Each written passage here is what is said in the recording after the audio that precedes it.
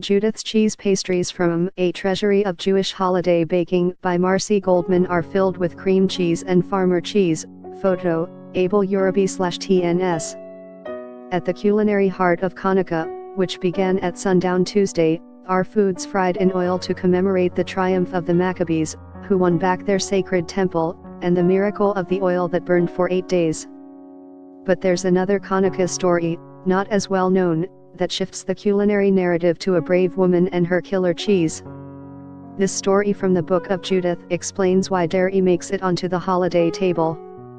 According to the Interpreter's Dictionary of the Bible, the Assyrian leader Nebuchadnezzar sent one of his generals, Holofernes, to destroy the Jews of Bethulia, a town that commanded access to the road to Jerusalem. The plan was to seize the spring at the foot of the mountain, so the Jews would be deprived of their water supply.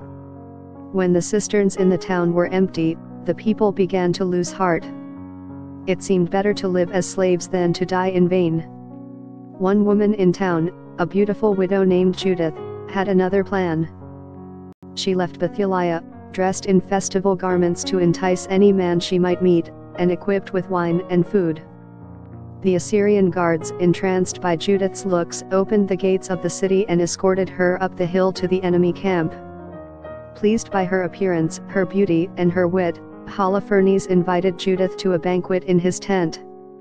When his officers left him alone with her, the general was so charmed by her that he ate the salty cheesecakes she had prepared, then quenched his thirst with her wine. More cheesecakes, much more wine. Until he fell drunkenly asleep.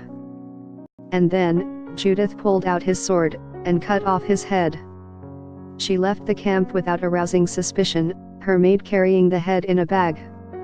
When the threatening army saw their general's head, they panicked and fled. Because Judith saved the Jews from a death order, many Jews honor her by eating cheese and dairy dishes, rugelach, blintzes, cheesecake, cheese latkes, even sour cream on potato latkes. We used to have a cake that was made out of cheese, like a fried cheese type thing, says Chef Laura Frankel, culinary director for Kosher Media International. Until the fried cheese tradition made it to Northern and Eastern Europe, where they fried things in schmaltz, animal fat. Obviously, with kosher rules, Frankel explained, you can't fry anything with cheese in schmaltz. Mixing dairy and meat is banned in Jewish dietary laws. So they changed the cheese out for potatoes. It was something people ate a lot of, they were filling, they were plentiful.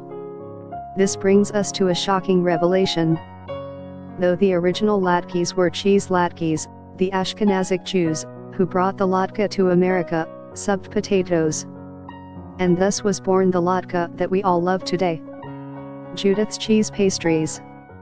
Adapted from A Treasury of Jewish Holiday Baking by Marcy Goldman, these pastries symbolize the cheesecakes that Judith served to Holofernes.